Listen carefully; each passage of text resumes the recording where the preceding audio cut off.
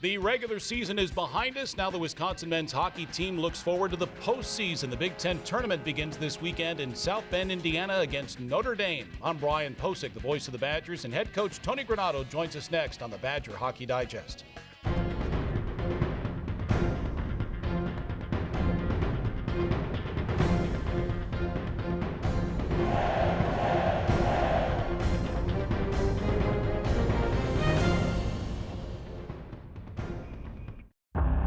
You can try, but you'll never stop a Badger. Because we Badgers are born with curious minds and endless heart. When we see a curve in the road, we speed up.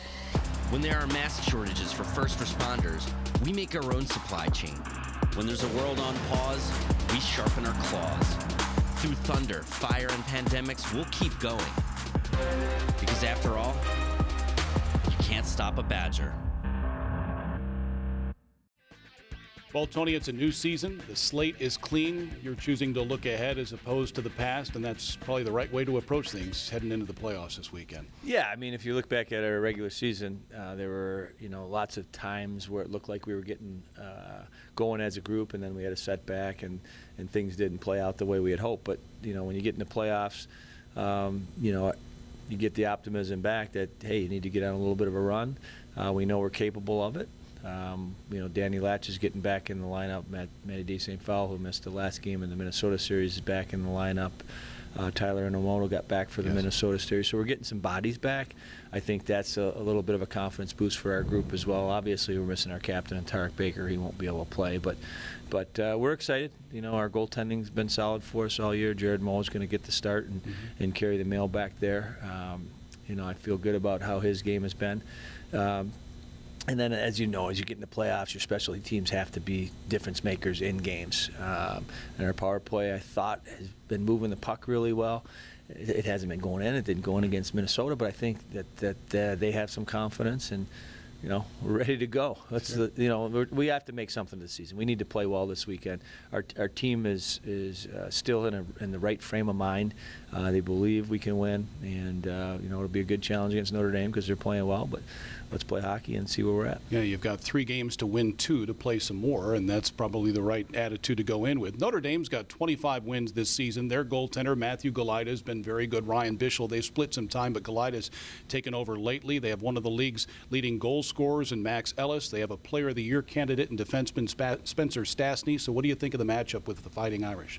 Well, we played them just a few weeks ago back in our building, and it was a split, and they're definitely a good team. They're a Jeff Jackson team. We know what we're going to see. They're going to be big and physical around both net fronts. They're going to be lined up in the neutral zone, so you can't make any mistakes on trying to skate through their trap or their forecheck in the neutral zone. So you got to be smart with puck decisions, and you really got to be patient. You can't get away from your game plan because they're frustrating you. The longer they play that style that's somewhat boring, so to speak, or boring to play against, and you can't allow that to get to your mind and think that you got to change. You got to stay with it. So there will be no surprises. Our team knows Notre Dame. We know what we're going to face, and like I said, if we're in the right mindset of knowing that every little battle and all areas of the ice are going to be important on the outcome of the game, and we can just focus on that, I think we got a chance to have some success up there. Yeah. Because of the COVID-19 pandemic last year, the Big Ten playoffs were played at one site in South Bend, Indiana, at Notre Dame. And it was fun because all 7 teams were there. Their fans would be able to watch. The parents were there. But in the past, with the Big Ten tournament, there'd be first-round best-of-3 series, and then the remaining 4 teams would go to a neutral site, whether it was Joe Louis Arena in Detroit or the XL Energy Center in Minneapolis.